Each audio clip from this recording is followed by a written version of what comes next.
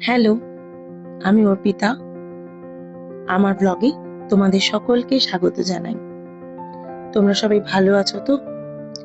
সারাদিন ব্যস্ততার কারণে এনার সামনে আমার দাঁড়ানোর সময় হয় না, কিন্তু এনার সাথে সব কথা না বললে, মনের সব সুখ দুঃখ ভাগ না করলে আমার যে ঘুমটাও ঠিক করে হয় না। তাই সারাদিনের শেষে সন্ধেবেলায় আমি ওনার সাথে একটু সময় কাটাই। আমার খুব ভালো লাগে, জানো তো। ওনার কাছে আমার সারা দিনের গল্প করি, আমার মনের সুখ দুঃখের সব কথা ওনার সাথে আমি ভাগ করে নিই। অনেক ছোটবেলায় বাবাকে হারিয়েছি। মা বলতো, যাদের বাবা নেই, ভগবান নিজে তাদেরকে রক্ষা করেন।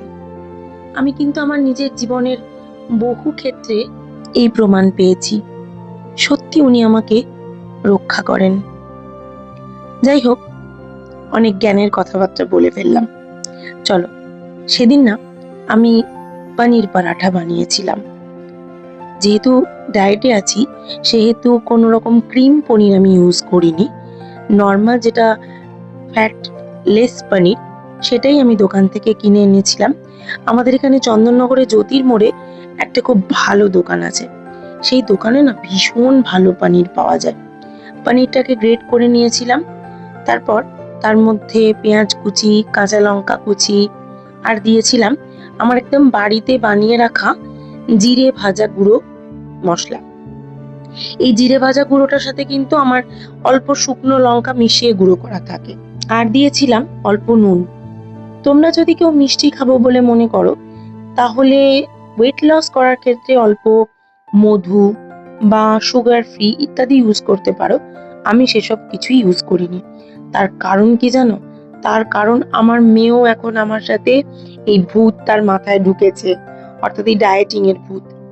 দেখো, এটা নর্মাল আটার একটা লেচি নিয়েছিলাম এবং তারপরে এটাকে বেলে নিয়ে এর মধ্যে একদম প্রচুর পরিমাণে ঠেসে ঠেসে পুর দিয়ে এটাকে আমি চৌকোনা করে ফোল্ড করে নিয়েছিলাম।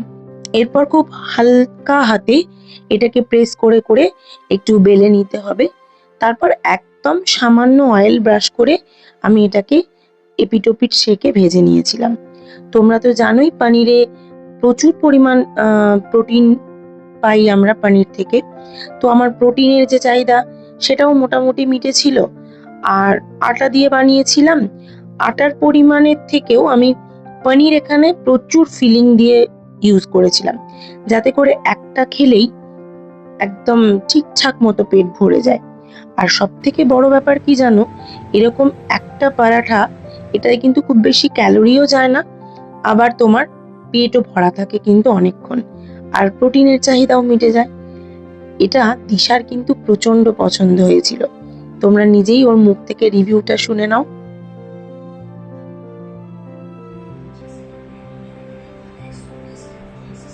কেমন হয়েছে?